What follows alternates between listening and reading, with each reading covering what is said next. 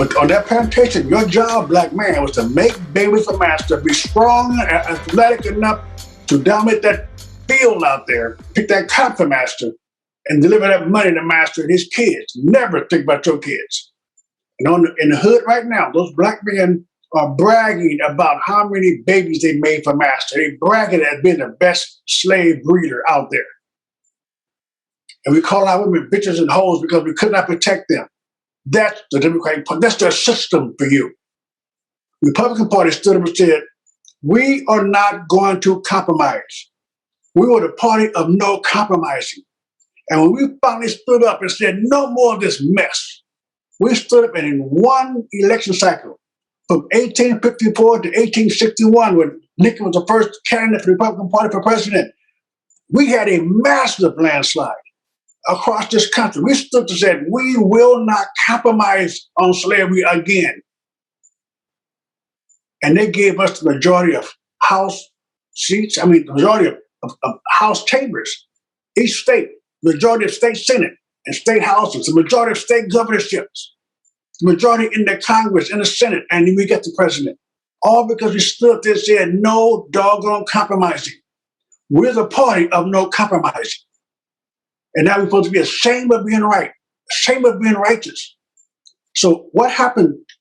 They keep saying the Democratic Party changed. They keep saying, well, they're no longer that way, Mason. They've changed. They take care of black folks now. Well, they took care of black folks back then too. You took care of your slaves. That was an investment. You fed your slave. There is nothing more healthy today than a 19-year-old black male. We dominate everything. Football, basketball, track and field, boxing. We dominate. We're physical. Slaves are supposed to be physical. They're supposed to be a pick cotton all day long. It's strong. We're strong, folks. But tell me something, people. The diet that we have, the diet that we have been designed to eat, the diet that we call now our culture. Why is it that we're so strong at 69? No man on average, no man in America is strong as a 19-year-old black man. But at age 69, we got high blood pressure, heart disease, diabetes. So we're made to be strong when we're young and die at retirement because no one wants to feed a retired slave. And we defend master. I can't tell you how many slaves went to war with the Confederacy to fight against their freedom and how many today fight against their freedom because all the news they got was from master. All the news. We let them control CNN, ABC, and we let them control NBC. We let them, now they're controlling Fox. We let them control this narrative. If you was a World War II veteran in the Philippines somewhere, humping down on the island someplace, all your news came from Tokyo Rose, you would have a different view of the war than reality. If you watch the press as your expert and give your credibility to the press because some fool stand there and declare the truth his way, if you accept what that man says, you're going to be misled and deceived. So that the slaves had no choice but to bring what master said. Master said, you get your food from the bowl. If you leave, how are you going to eat? I got the bowl. The master said, those slaves up north, they're dead. They left the plantation and they're dead. Do you really believe that those northerners up there are going to give you a job over another slave? They want, another white man? They want you to die. They hate you. We love you. Your grandpa's buried here. Your great-grandpa's buried here. I take care of you. I feed you. I won't beat you off. Just get back in the fields and stop this stuff about leaving.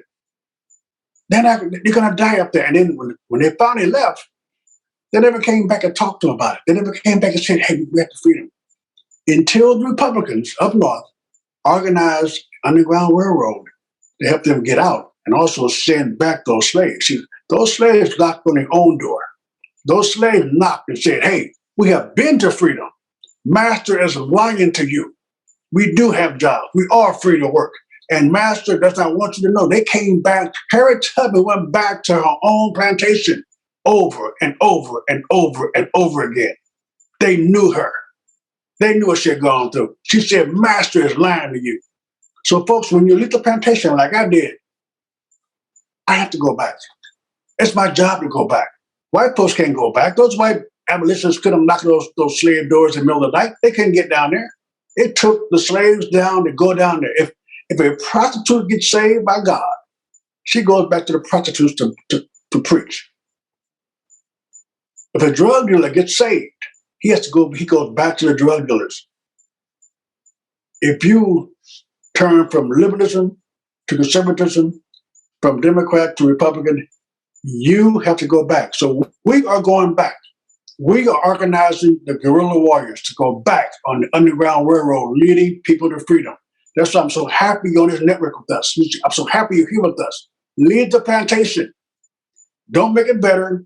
Don't improve it. Don't protest for better food. Lead it. Mentally and physically, we're going to lead it.